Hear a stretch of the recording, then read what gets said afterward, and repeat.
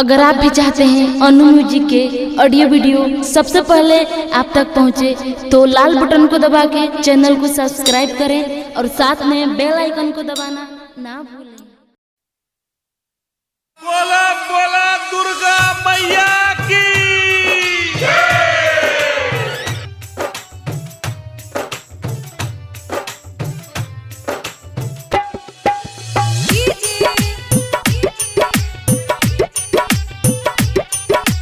संदीप बाबू अनु recording studio Delhi.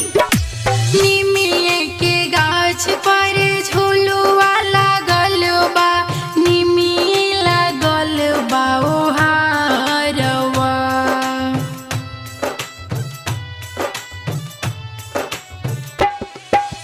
निमिये के गाछ पर झूलुआ लागल बा, निमिये लागल बा ओ हारवा।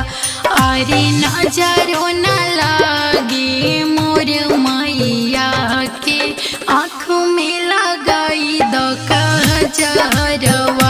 अरे नजरो न लागे मोर मैया के, आँख में लगाई दो कजरवा। बोला बोला थाने वाली माई की संदीप बाबू डीजे संदीप छाड़ा गाना।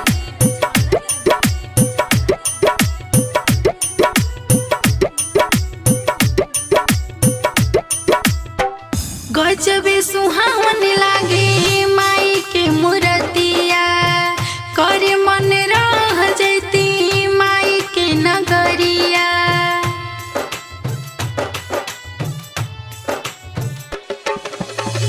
गजबे सुहावन लागे माई के मूर्तिया, करे मन रह जैती माई के नगरिया।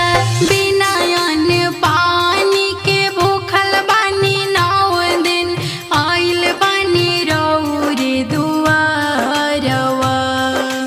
बिना अन्न पानी के भूखल बानी 9 दिन, आइल बानी रौरे दुआरवा।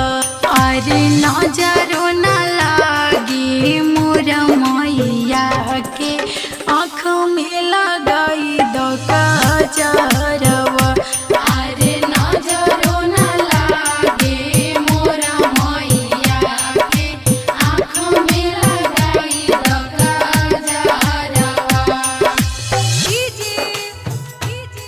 बोला बोला दुर्गा मैया की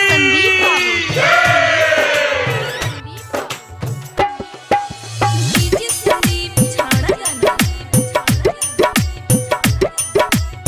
बोला बोला थाने वाली माई की बीके बिरजेश माई लिखेले भजनिया, करले सुनीता माई रौरी बखनिया।